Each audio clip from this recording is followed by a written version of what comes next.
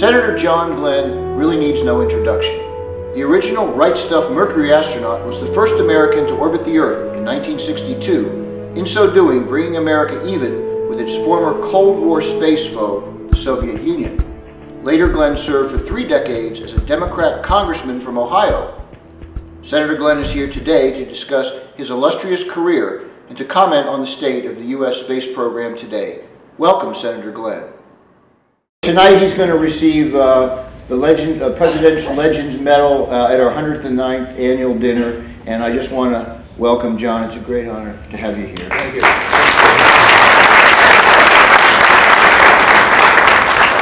Now, I interviewed Scott Carpenter last night, and I said, Scott, what's a good thing to open with John? And he said, Jim, he said, you need to just relax. You need to do something called Yahtzee Sul. And I said, well, what does that mean? He says, ask John. So John, what does Yahtzee Sul mean? Stay loose spelled backwards. Scott Carpenter's in the audience, but tell me what you were thinking when he said his famous words before he flew, which was, Godspeed, John Glenn.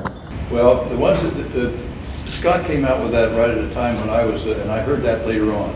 Even more than getting off the launch pad, when he finally went on that 18-second automatic count, you knew you were going someplace. Yeah. You weren't sure where, but somebody pushed the big red button while you're going to go. But I think the one that we were so intent on getting into orbital flight and had trained so long, and Scott and I had trained so long together, and you have I think even more than that liftoff. You go through the point where some of the boosters had blown up at the high Q, the highest aerodynamic resistance point, and it's a little rough about there, and so you get on through that, you relax. But once you get up there, we just barely had enough fuel to get into orbit. Just barely enough, and I think they figured afterwards that I had 1.5 seconds of fuel burn time remaining. That close. You had to hit like 18,000 miles an hour, 17,500? About 17,500, which translates into just under 5 miles a second, which is pretty fast. And so you're getting up to that speed and just barely enough to get this weight into orbit. Right.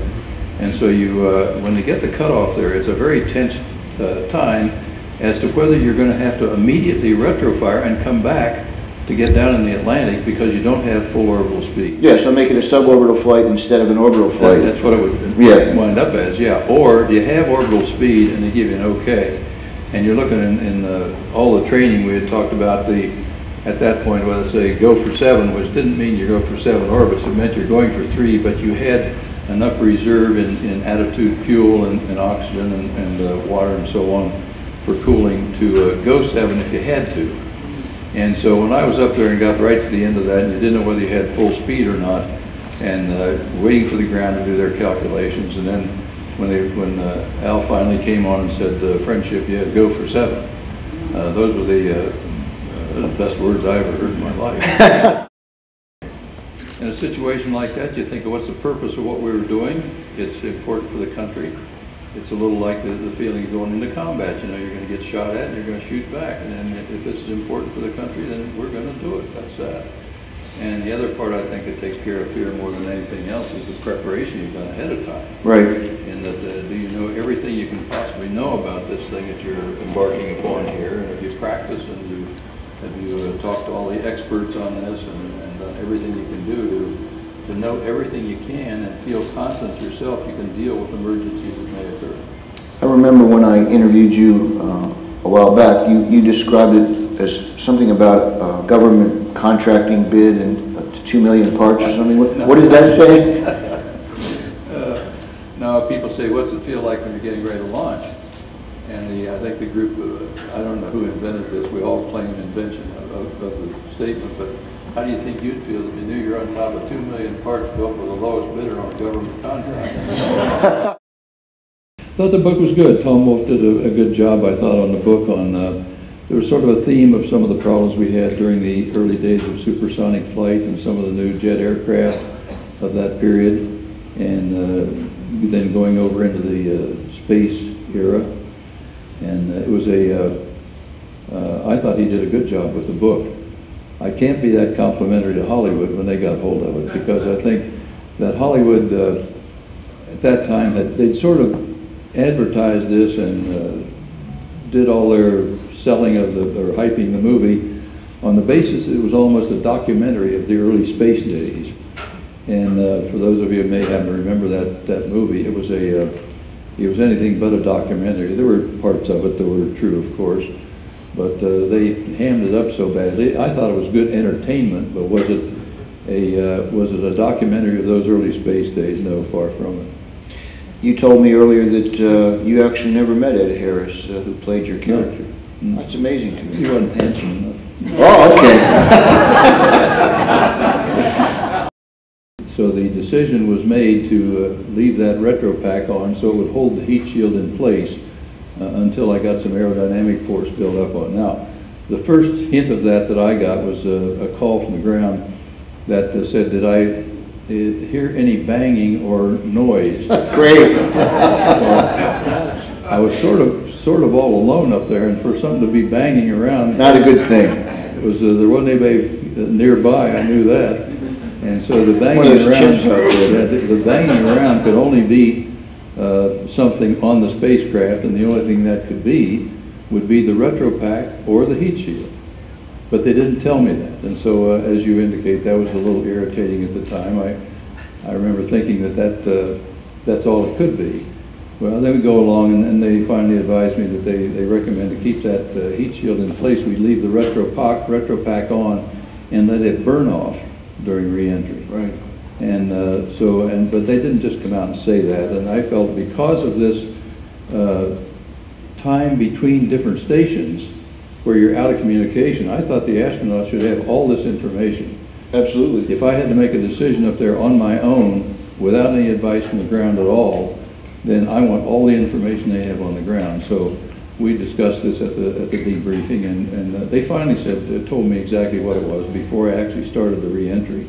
But I thought there was a little period there where they were a little weak on letting the astronaut know exactly what was going on. But you've forgiven them 50, 60 years later? I mean, is it, 51. Yeah. Is it okay? We have a Glenn School of Public Affairs at Ohio State University. And so Andy and I are there a lot on campus. We don't carry a teaching load, but we're there, and I don't run the thing. We have have people that do that, the faculty. But we're there, and it's in our name, and we're proud of it. Our motto there is inspire citizenship, develop leadership.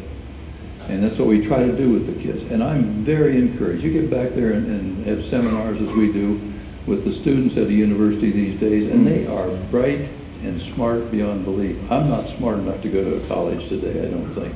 Oh, come on. Well, maybe I could muddle through, but when you talk about the things that they're doing these days and what they're doing in school that we hadn't even dreamed of when we were in school, and they're very interested in politics and government and want to do it better than our generation has been able to do it right now anyway. To explore is curiosity in action, I guess. And if you think about every single thing, every advance that human beings ever made in all history was because somebody was curious. How can we make a better latch on the door? Or how can we, is there some paint that'll last longer? Or can we got a new automobile? Or can we go into space? And gradually, as we get all these assimilations of information together, we are able to do new things.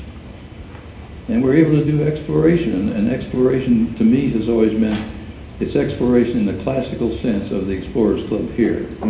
People going out in the earth, and Jim Whittaker going up Everest, and all the things that go into all of these things here. Those are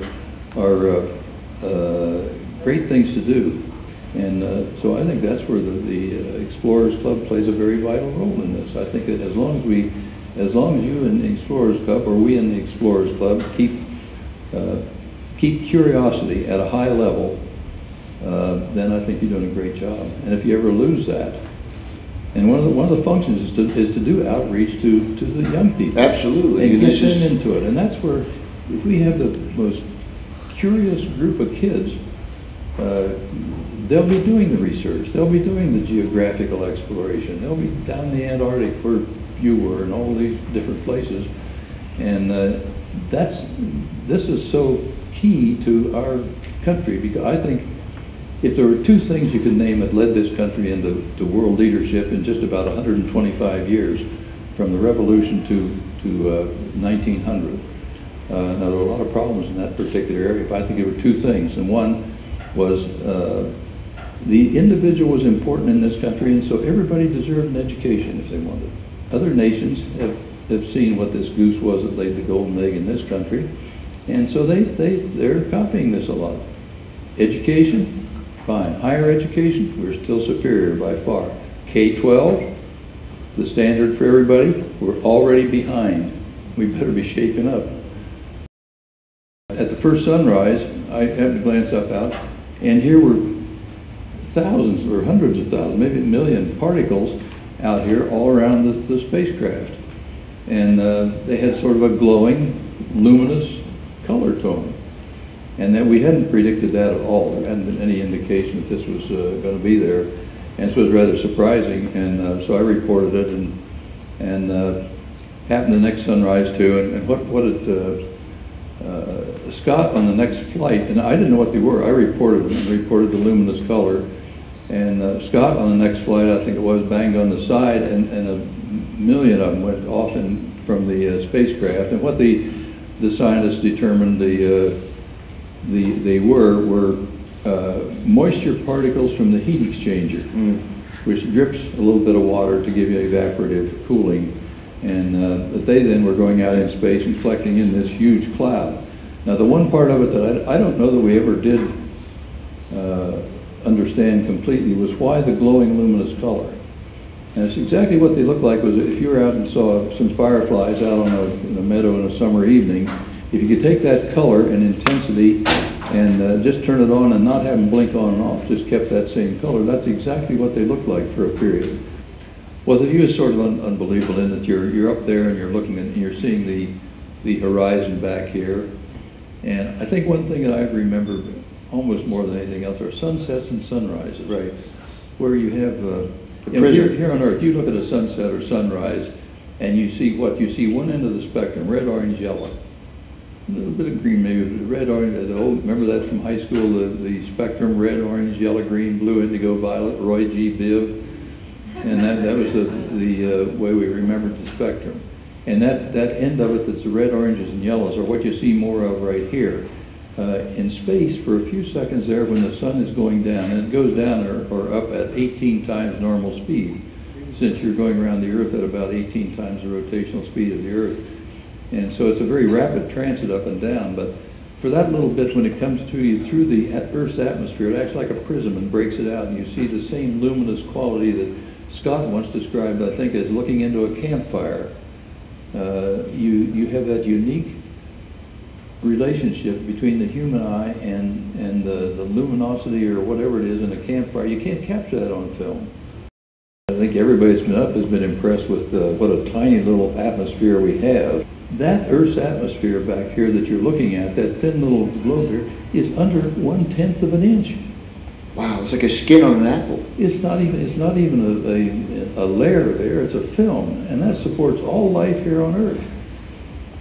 And so I'll let the scientists argue all day as to whether our current weather changes and all this stuff, whether we have global warming, and I'm convinced we do, but there are still those who take the other side that this is all cyclical. But I know one thing, we'd better be careful, because if we screw this thing up, there's no coming back from this. That's true. And so we'd better be taking all the, giving it all the protection we can possibly give, because it's, and when you look at it that way, it explains why the air going over a little ridge like the Appalachians or something, which is just a few thousand feet, changes the whole weather pattern downwind of that because of it, just a tiny little change. So we don't live in high school you study troposphere and stratosphere and all the spheres, and Joe goes up in the stratosphere and jumps out in the parachute to prove the things that helped us all later on with suits and everything. And but that's all these spheres that we looked at there, we seem so huge and all. I know, and they're just not. Yeah. When you see them up there from space, it's a tiny, tiny little film of air that supports all life here on Earth. Well, it's a very different flight, of course. And the first flight, we're just figuring out, could we do this thing? Right. Then on the second flight, of course, here we are some 36 years later on the second flight, and I'm doing studies on aging and some of the similarities between what happens to the human body here on Earth as it ages And similar things happen to younger people up there, from which they recover then at the end of the flight. Unfortunately, some of these infirmities of old age here on Earth, you don't recover from that rapidly. So can we find something that turns the human body on and off with regards to the body's immune system, for instance? Body's immune system changes up there. Well, changes for the elderly here on Earth also. Does your protein replacement in the muscles, it changes up there. It changes for the elderly here on Earth. There are a series of things like that that we were trying to look into.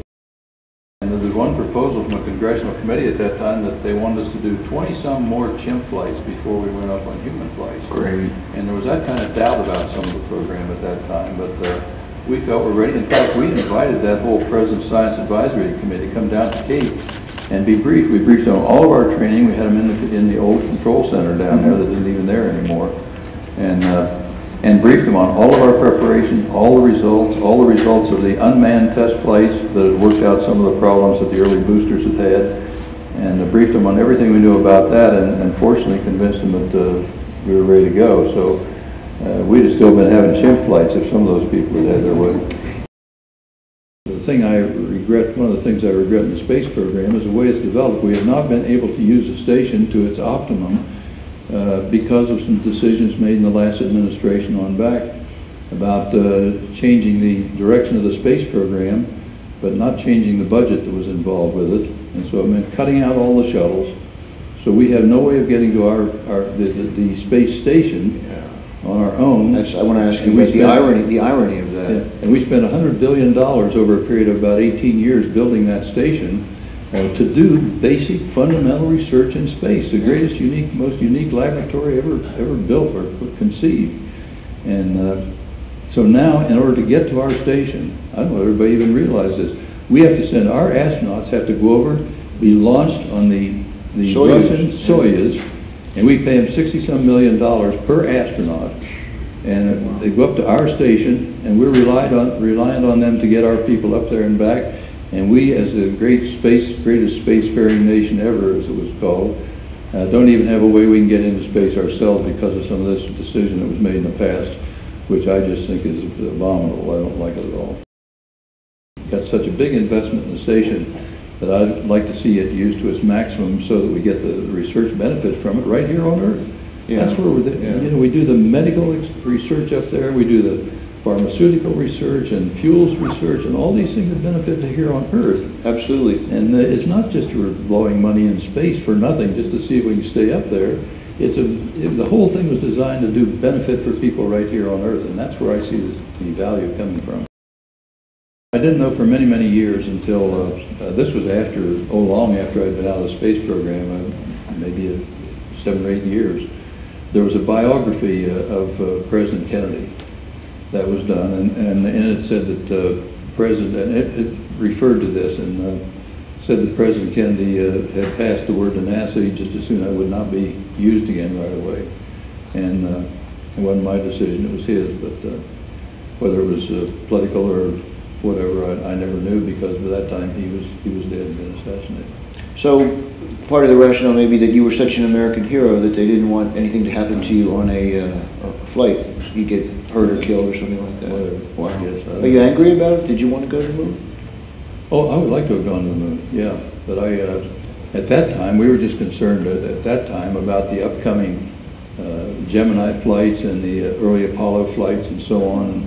And we had a lot of work to be done back then, and it was a fascinating business. But would I have liked to have gone to the moon? Yeah, very much so. But Charlie over here and some of the rest of the people took care of all those things. Someone said we need adult supervision. I wouldn't go quite that far, maybe, but when I was in the Senate, we worked very closely with each other across the aisle, and you knew friends across the aisle. And I don't know what's developed now, and I think that we have to get back to that, where we're working together for the good of the country rather than just concentrating on the next election. Maybe you ought to run again.